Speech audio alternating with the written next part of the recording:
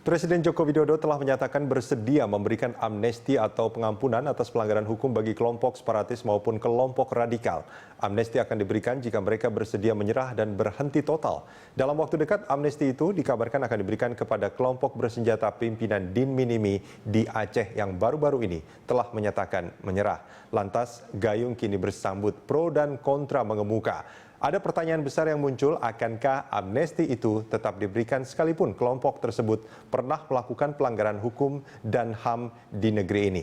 Lantas akan diletakkan di mana rasa keadilan masyarakat yang menjadi korban kekerasan kelompok itu?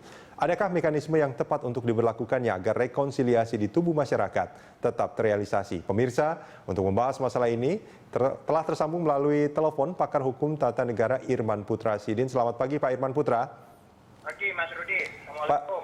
Waalaikumsalam. Pak Irman Putra, langsung saja Pak, pantaskah amnesti diberikan bagi kelompok Din Minimi atau kelompok-kelompok lain yang mungkin juga disasar oleh Presiden? Ya, ini kan sebenarnya amnesti, abolisi itu otoritas, bagian dari sisa otoritas monarki zaman dahulu yang kemudian masih diwariskan kepada siapapun kekuasaan Presiden saat ini, untuk memberikan pengampunan terhadap kelompok-kelompok warga negara yang dianggap layak untuk diberikan pengampunan karena pertimbangan-pertimbangan, biasanya pertimbangan-pertimbangan yang sifatnya kemanusiaan, pertimbangan-pertimbangan yang sifatnya ada kepentingan bangsa dan negara yang lebih besar, itu diberikan otoritas kepada Presiden. Tapi otoritas ini bukan otoritas prerogatif dari Presiden, tapi harus memperhatikan dialektika yang terjadi di rakyat itu sendiri. Jadi rakyat biasanya tidak setuju, timbul pro kontra, ada yang setuju kita berikan amnesti atau kita tidak berikan amnesti. Makanya kemudian dalam Undang-Undang Dasar 45 disebutkan bahwa Presiden memberikan amnesti itu harus memperhatikan pertimbangan dari Dewan Perwakilan Rakyat. Itu. Karena disadari bahwa ini bukan otoritas prerogatif Presiden, sehingga tidak perlu mendengarkan dialektika yang terjadi pada rakyat. Jadi ini memang sudah diantisipasi bahwa semua kejahatan atau pelanggaran yang terjadi itu tidak mudah diberikan amnesti oleh Presiden. Akan ada pro kontra di ruang publik, apakah ini adil atau tidak adil. Makanya kemudian institusi wakil rakyat DPR itu diberikan peran untuk memberikan pertimbangan, dan ini harus diperhatikan baik-baik oleh Presiden. Ya, Pak Irman Putra. Halo Pak Irman Putra, tapi terkait rencana pemberian amnesti ini, apakah kelompok Din Minimi menurut Anda pantas untuk diberikan amnesti?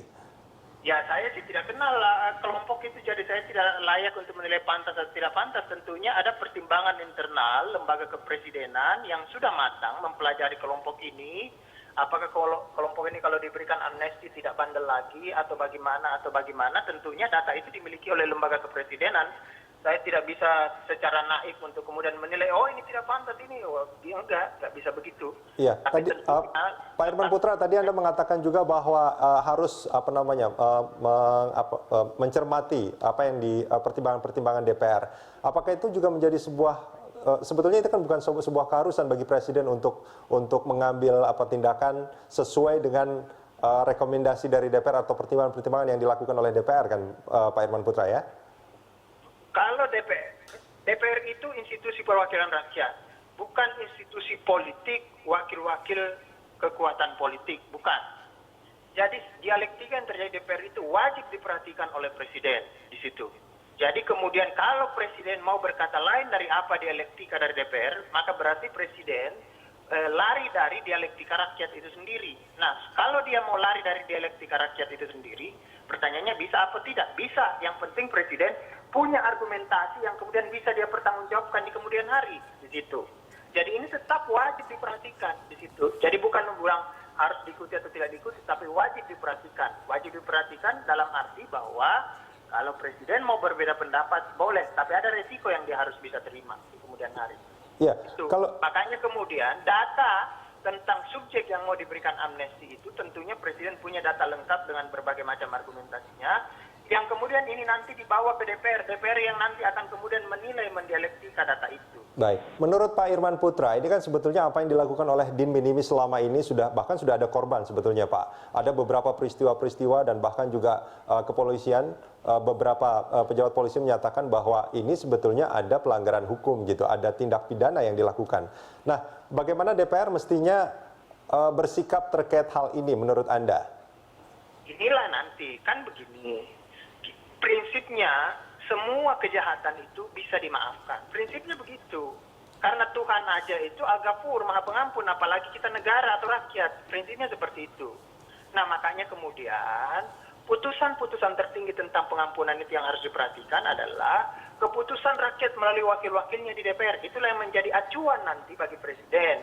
Apakah ini layak atau tidak layak? Saya tidak bisa secara subjektif, sebab saya bukan ahli separatis atau ahli teroris. Ya. Nah, inilah nanti rakyat melalui wakilnya DPR akan menilai semua itu. Bagaimana dengan pelanggarannya?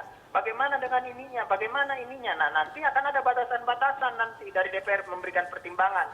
Amnesti misalnya ininya aja, ininya jangan, ini bagaimana. Bisa begitu nanti jadinya. Nah, Pak Irman Putra, ini kan menarik sebetulnya kalau kita bicara soal kemanusiaan dan juga keadilan. Artinya kan sebetulnya juga harus mempertimbangkan mereka, masyarakat yang menjadi korban dari aksi-aksi yang dilakukan oleh kelompok-kelompok itu. Dan tentu saja masyarakat akan sangat bergantung pada pemerintah untuk memberikan rasa keadilan itu. Nah, menurut Anda, apakah amnesti itu akan bisa mencapai apa yang diharapkan oleh masyarakat? Keadilan itu jangan di-share sebagai balas dendam. Tidak seperti itu keadilan itu. Ya, makanya ada namanya kalau dalam konteks pelanggaran HAM berat ada namanya kebenaran dan rekonsiliasi. Itu menjadi penting. Inilah dasar yang kemudian ada kewenangan abadi yang dimiliki oleh kekuasaan kepala negara dimanapun di seluruh dunia memberikan pengampunan-pengampunan terhadap pelaku kejahatan. Bahwa kemudian ada proses keadilan yang harus ditindaklanjuti, itu menjadi kewajiban negara di situ. Nah, tetapi keadilan yang harus ditindaklanjuti itu bukan berarti harus negara mewakili korban itu untuk membalas dendam. Tidak begitu prinsipnya. Tapi negara melakukan pemenuhan hak-haknya yang mungkin tidak terpenuhi oleh sang pelaku atau negara sendiri melakukan pemenuhan. Itu bisa seperti itu keadilan itu diwujudkan. Jadi bukan dendam yang diwujudkan itu keadilan. Kalau kita menyeret bahwa keadilan itu dendam, ini negara ini bisa bubar terus. Tapi maaf Pak Irman Putra, ini pendapat orang awam lah. Saya pikir dendam itu harusnya dilakukan kepada mereka yang menjadi korban. Ketika mereka menyerahkan itu kepada pemerintah, negara dalam hal ini sebetulnya dia telah menyerahkan menuntut rasa keadilan yang bisa diwujudkan oleh pemerintah kan sebetulnya kan? Makanya kan ada Mas Rudi, ada saya berdialog seperti ini, kita menjelaskan ke publik, mungkin ada peran negara yang jauh lebih besar daripada menyalurkan dendam, kita arahkan negara itu seperti itu, gitu. Ya. Jadi kita tidak boleh larut terus dengan paradigma-paradigma yang mungkin itu justru tidak menyelesaikan persoalan di situ. Bahwa ada dendam itu manusiawi, tapi tugas negara bukan menyalurkan dendam itu. Ya, Pak Irman Putra, ini kan kelompok bersenjata kalau menurut pengakuan Din Minimi juga di Aceh bahkan bukan hanya Din Minimi sebetulnya kelompok bersenjata itu, ada banyak kelompok lainnya. Terus di Sulawesi, di Poso juga ada Santoso, terus juga di Papua juga banyak kelompok-kelompok yang seperti itu. Nah, menurut Anda, apakah rencana amnesti ini juga harus diberikan kepada mereka? Saya bisa memahami kehendak Presiden untuk memberikan amnesti. Daripada orang-orang seperti ini hit and run terus gerilya, padahal banyak yang bisa diperbuat negara buat mereka, buat daerahnya, buat dan lain sebagainya. Lebih bagus mari bergabung, kita restorasi, kita apain, kita rekonsiliasi, kita menciptakan, mari kita menjalankan pemerintahan ini sama-sama. Saya bisa memahami di situ, karena ini memang tidak efektif pemerintahan. Kalau kemudian semua persoalan dihadapi dengan kekuatan-kekuatan senjata atau kekuatan-kekuatan pidana.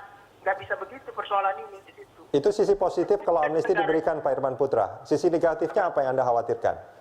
Kenapa? Ada nggak sisi negatif yang mungkin yang tidak diharapkan yang mungkin muncul dengan pemberian amnesti kepada kelompok-kelompok bersenjata ini? Ya pasti semua sistem pilihan-pilihan ada pasti negatifnya. Negatifnya ya akan muncul nanti kelompok-kelompok yang sama bisa seperti itu karena ntar juga kita diberi amnesti kalau bandel gitu. Kalau kita bandel ini diperhatikan, kalau begini itu pasti kemungkinan bisa seperti itu. Inilah tugas dari pertimbangan DPR dan Presiden untuk makanya Presiden tidak diberikan otoritas prerogatif sebab ada resiko-resiko negatif yang harus dia hadapi. Makanya tanya ke rakyat sana. Nah, kalau rakyat bilang oke, nggak apa-apa, kita akan hadapi resiko negatifnya nanti ke depan itu sama-sama. Oke, nggak apa-apa, Presiden tekan. Makanya Undang-Undang Dasar bilang amnesti itu bukan hak prerogatif presiden, tapi harus memperhatikan betul pertimbangan DPR.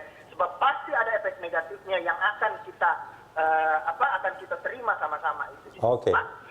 Baik, Pak Irman Putra, terima kasih banyak sudah bergabung bersama kami, Pak. Ya, dan pemirsa, Jurnal Pagi masih akan kembali usai jeda.